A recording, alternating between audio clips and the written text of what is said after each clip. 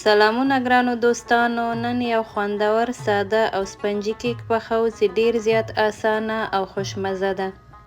که ویډیو مو خوښه سوله دوستانو نو هیله کوم لایک او سبسکرایب مو هیر نسی.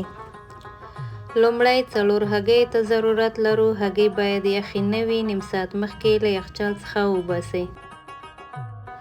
د هګیو دغه حصه ترېنه لرې کړئ، که یې لرې نه کړئ بیا مو کیک خامبویک ورکوي.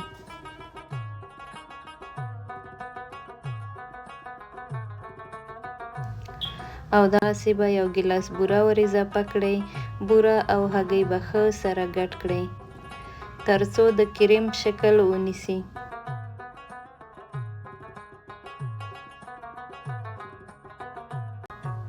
نیم ګیلاس غوړي، نیم ګیلاس شیدې، یو قاشق وانیلا، 2 قاشقې هم بیکینګ پاوډر،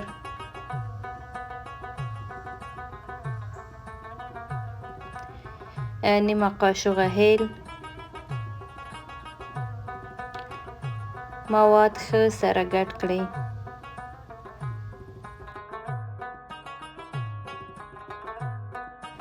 دوه ګیلاسه اوړه ور اضافه کړئ او ښه یې مکس کړئ.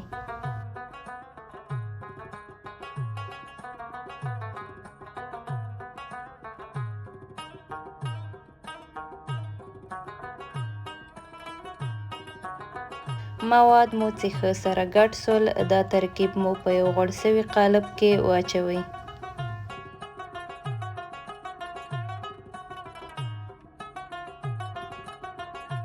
دغسې به یو 2 ټکانه ورکړئ چې مواد ټول یو لاس سي، د کیک مابین کې خالیګاه پاتې نسي. داش باید مخکې له مخکې نه ګرم وسي. د داش درجه مو په 350 کې پرېږدئ او د پخېدلو په جریان کې دروازه مه خلاصوئ تر څو مو کیک پوخ سي.